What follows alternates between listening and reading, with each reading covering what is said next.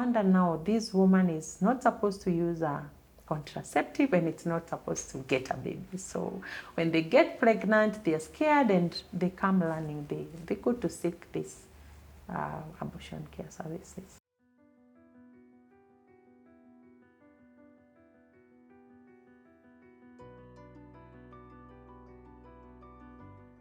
I've specialized in reproductive health and majorly dealing with women and their issues. And that means both gynecological and obstetric issues. But I'm majorly dealing with women seeking gynecological treatments. So abortions and post-abortion care is part of what we do as part of gynecological treatment.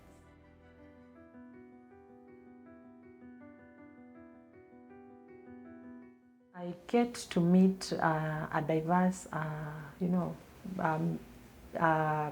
broad, the patients are actually varying from young to the very, high age. Like when you talk about the reproductive age, you realize the age now. I guess we shouldn't be now talking of 25 and, it has actually gone down. So we are getting as young as 18, 16, yeah. Those are basically high school girls, and even going to 48, 40, 47 years, 45 years, over 40 years. So I wouldn't say that it is in this group is the one that is, coming in large numbers. But of course, we have the extremities. So we find that those above 40s are many, and also these young girls are also many.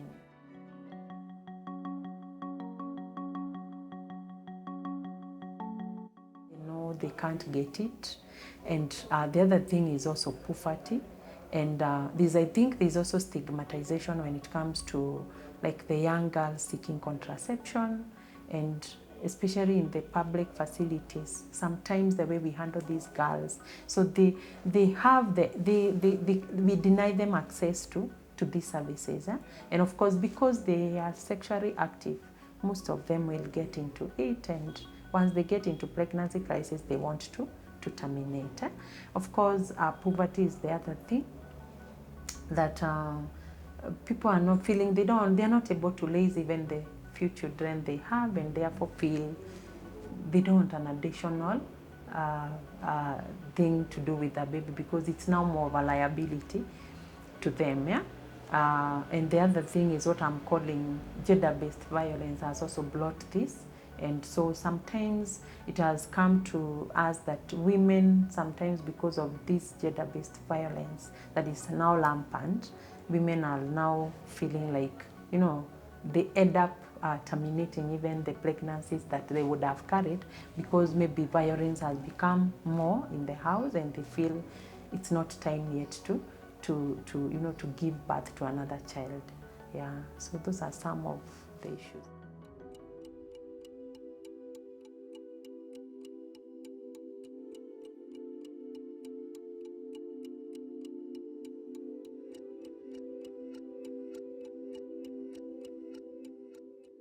Whether it is legalized or not legalized, I think this will not change. Even if we were to legalize abortions in Kenya, I don't think it's going to change the numbers, because it's already happening in quite a huge number, and it's not because it's legal.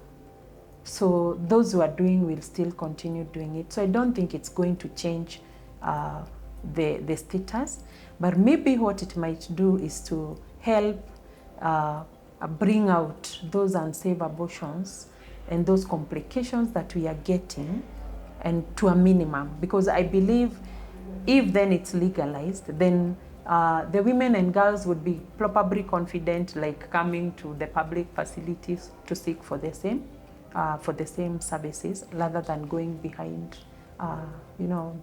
bars there to procure these abortions.